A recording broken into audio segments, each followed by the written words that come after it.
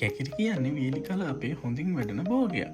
කැකිරි ඇටවල ඇති මුත්‍රාගල් නැතිකිරීමේ සවිශේෂී හැකියාව නිසාම අතීතයේ පැරැන්නන් කැකිරි පිසීමේදී කැකිරි ඇටද ආහාරයට එක් කරගෙන තියෙනවා. දැටි උණුසුම් දිනවලදී ලිමහනේ වැඩ කරන පුද්ගලයන්ගේ වකුගඩුවල ආරක්ෂාවට මේ කැකිරි ලොකු උදව්වක් වෙනවා. ඒ වගේම කැකිරි කියන්නේ දියවැඩියාව රෝගීන්ට මෙන්ම අම්ල පිත්ත රෝගීන්ටද හොඳ ආහාරයක්.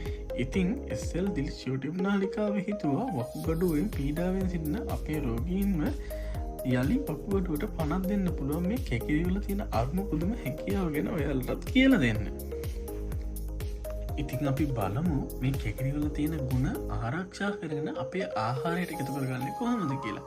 කැකිරි ව්‍යංජනයක් විදිර සකස් කරගන්නකොට මේ වගේ තියෙන පෝෂණ කොටස් විනාශ වෙලා යන්න පුළුවන්. මොකද කැකිරි පිසිනකොට දැඩි රත් කිරීමකට අපි ලක් කරන නිසා.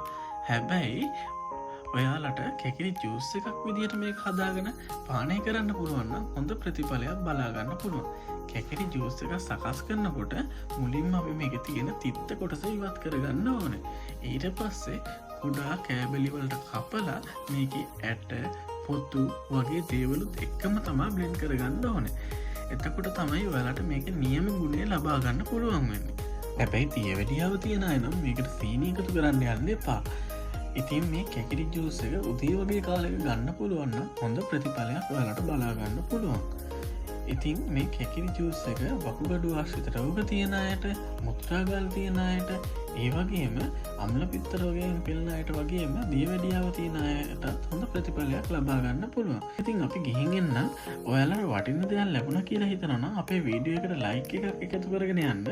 ඒ වගේම ඔයාලගේ අදහස මොකද්ද කියලා යටින් කමෙන්ට් එකක් දාගෙන යන්න. මේ වගේ වීඩියෝ දිගටම අපි ගේන්න බලාපොරොත්තු වෙනවා.